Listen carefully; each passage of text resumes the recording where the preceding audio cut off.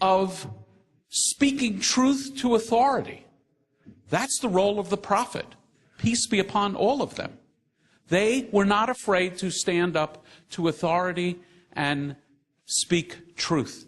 That's, of course, what Jesus did. What he had to say was not necessarily popular to the authorities of the time. So the first step is to speak truth.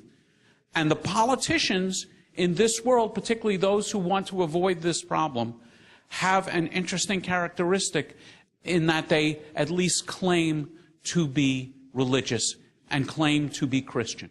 So I personally am very hopeful that my Christian brothers and sisters will not let them ignore the truth. With regard to population control, I was in Africa about 3 weeks ago. I'm an African, and Africa is considered also as a third world continent. And I saw children. They were very happy. They go to school. They may be struggling to pay school fees, their parents, but they live a very happy life. I didn't hear of any episode of someone committing suicide. I didn't hear of any episode of someone who said, no, we are overpopulated, let us kill ourselves. What I read from this particular document, Laudato Si, is that the Holy Father classified the problem we have in our world today, that he sees in the third world country, as the problem of the poor people, that the cry of the earth is the cry of the poor. That when we manipulate, when we excessively use the things that we use here in the Western world, many lives are being affected. And a change in lifestyle can be a way forward to making sure that people all over the world can be able to breathe in and breathe out. There is a very beautiful ecclesiology that I saw in this document. The Holy Father decided to cite many episcopal conferences. He did not only listen to the episcopal conferences in the Western world or in Europe. He listened to many of the episcopal conferences in Africa, in the Philippines, and wherever we may call third world. He listened to them. He wanted dialogue with them. And he came out and said, the problem may not be the way we are presenting it. The problem is because we have refused to have a change in the way we do things. He did mention a throwaway mentality or culture, throwaway kind of mentality, and without caring. Before, in the ethical balance, you only care for people around you. You only care for those in the polis, in the Aristotelian environment. You care for people around you, your own people. But now, with the age of globalization and the age of interdependence, when you are spending your money, you need to think about those who may be suffering. So the problem we have in our world is not overpopulation, it's greed. I want it for myself. Go, as our sister said, throw holy water, carry holy water, and pour upon something to Christianize it.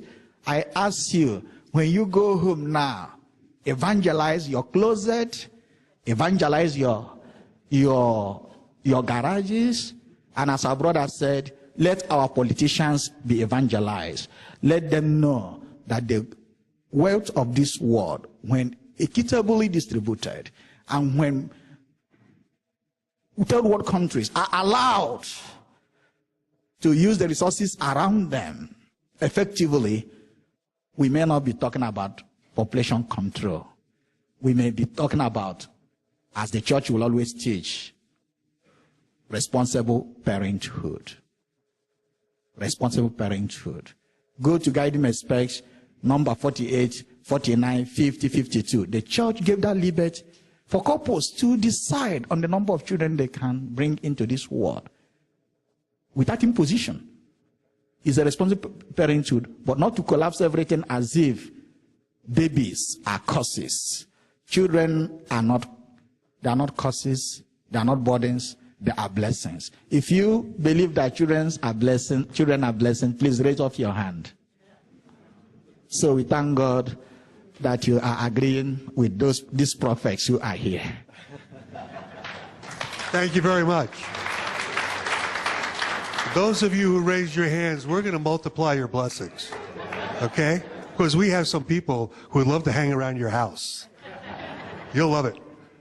I want to thank the speakers in particular for just really outstanding presentations, far beyond anything I anticipated in terms of having really threads stitched through the various speakers' comments that show a kind of symmetry, a kind of belief structure that's valuable.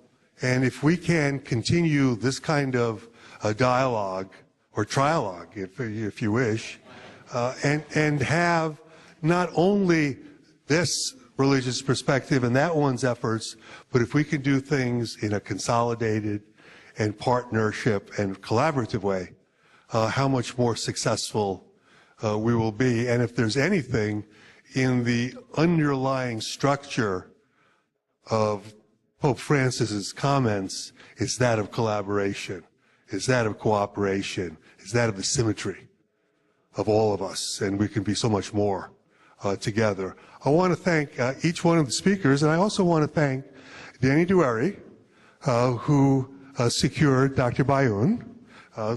Great job. Bishop Barnes, Father Manning, Sister Pat, for Father Ben as well, and Rabbi Hillel Cohen. Yeah, you're going to wake up, or you're there? Okay. You know, for Dr. Laudato. Again, I just am very impressed with the quality of the presentations, and I think we've run a little out of time, so I encourage you to chat with the speakers if you have some follow-up questions. And once again, happy birthday, Mary. You're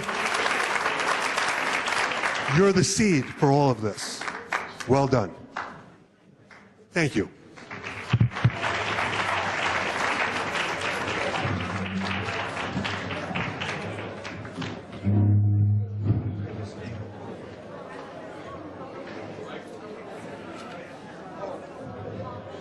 Thank you. Well done.